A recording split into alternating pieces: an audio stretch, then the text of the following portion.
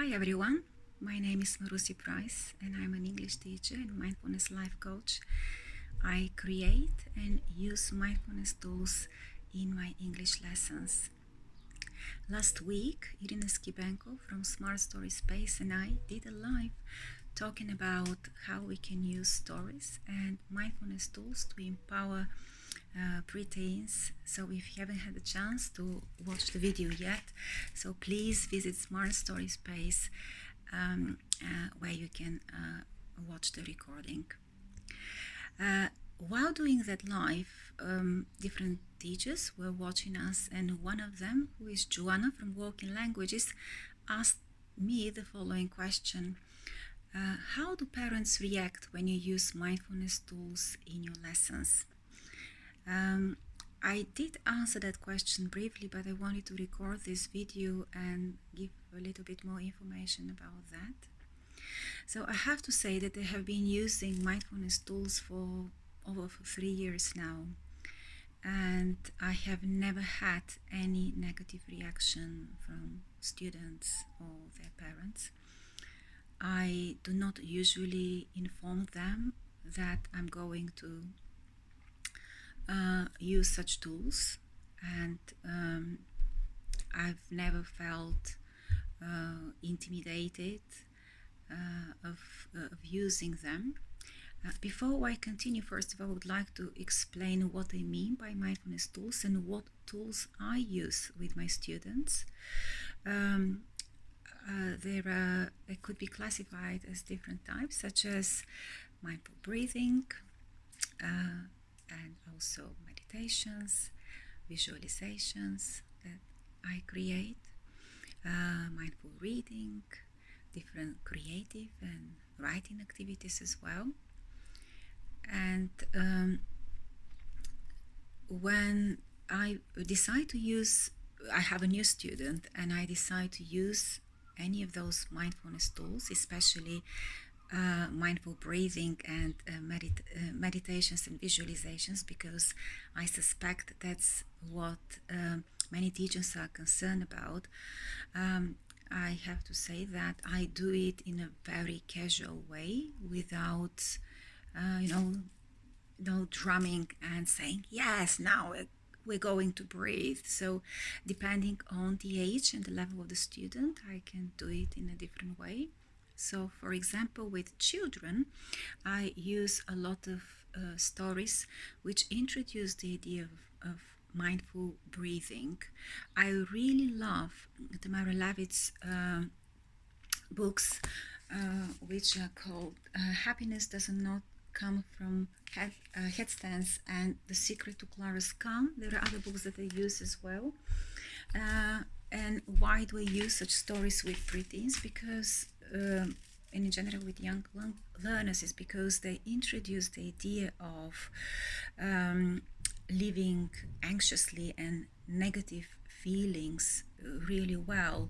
And the characters in the story show how they go through those periods of turmoil, and how mindful breathing helps them restore their inner calm. And because we are English teachers or language teachers, we do read stories in our lessons. So we obviously talk about the book, the characters. We discuss new vocabulary, and also discuss how the character develops in the story, how the character feels at the beginning of the story, and what happens later on when, for example, Clara is taught how to use mindful breathing. We talk also about their own experience, and preteens are lovely because they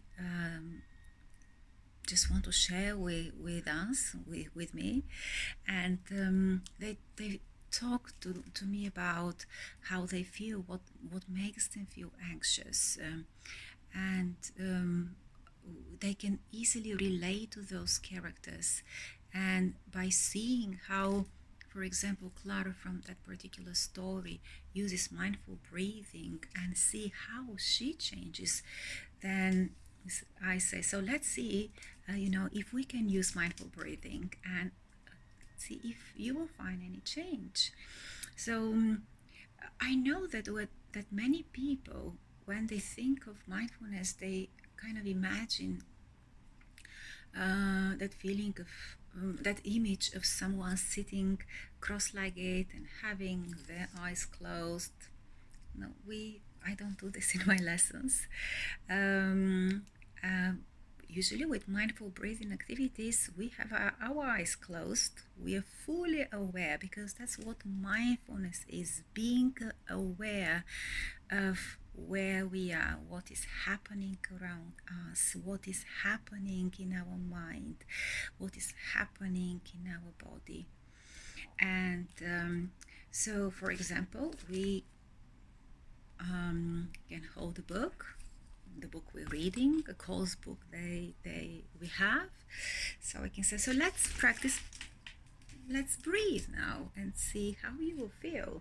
So, and you can do this as well. You can pause the video if you want and grab a book if you have close to you. So then we hold the book, and then run your finger up the edge of the book and breathe in.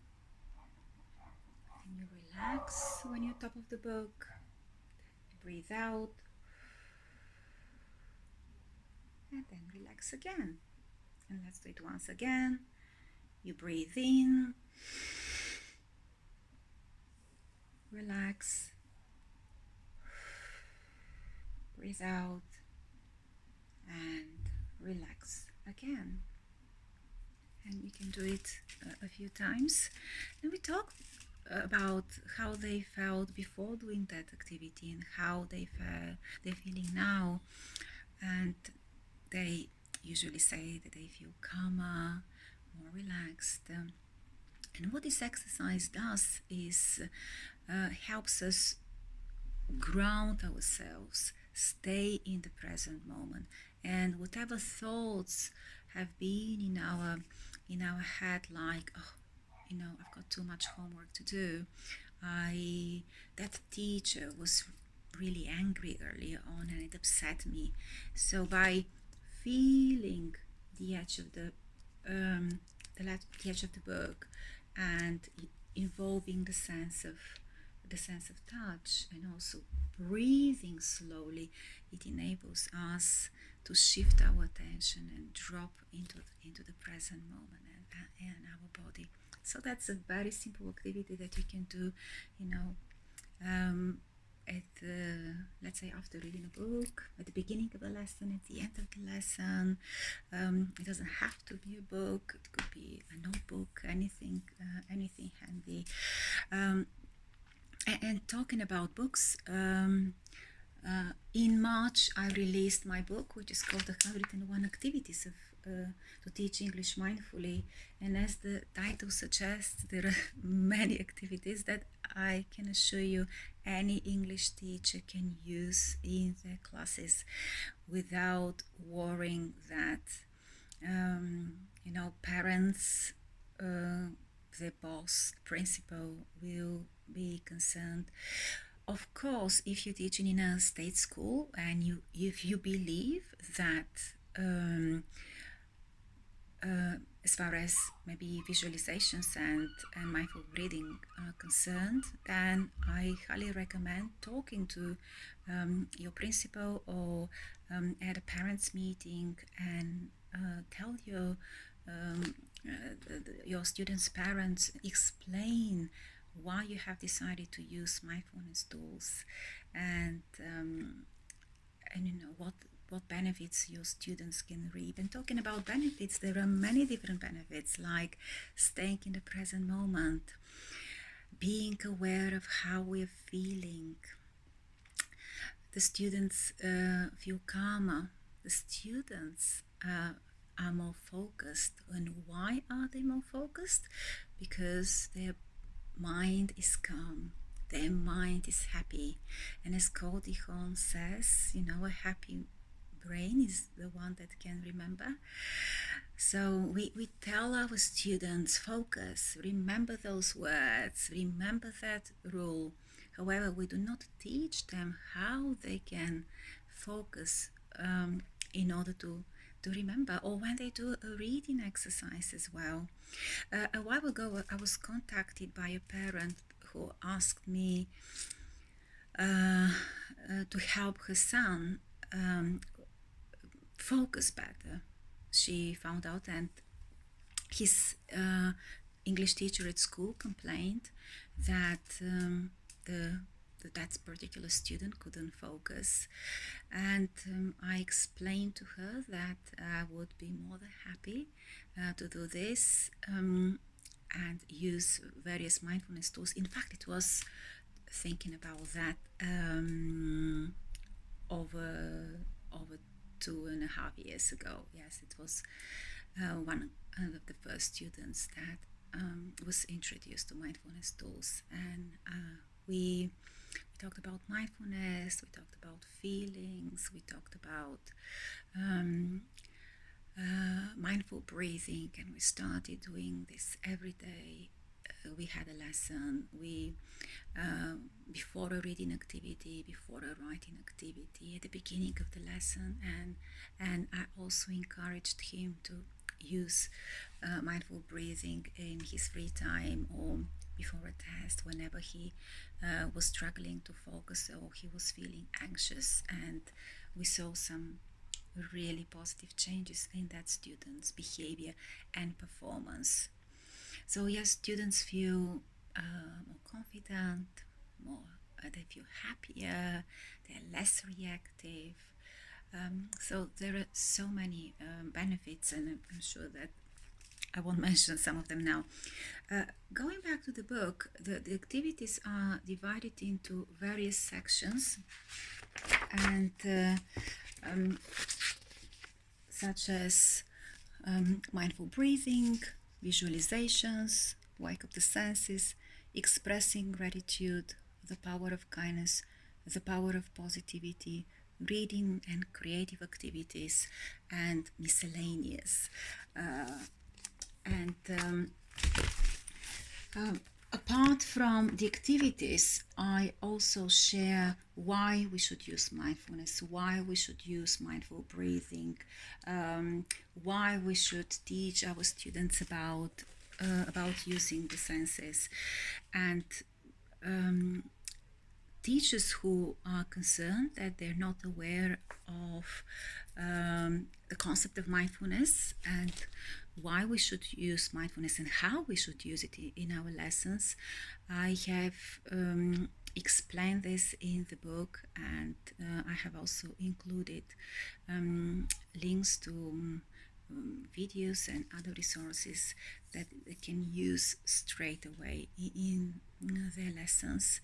At the end of the book, I have also included some resources which I mention in the book, and they go with some of the activities. And also, 5 of these activities are actually lesson plans.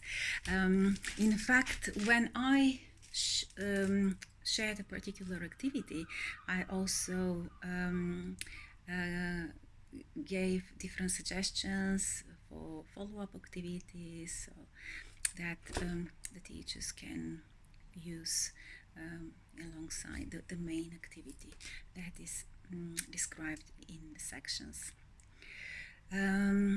I also wanted to share something else. I've got a couple of new students, and last week I did my first visualization with one of them. This was our second lesson, and the only thing I told the mother was that I would be very happy if Ethan can wear headphones during the lesson, because I would like to use a mindful tool with him. And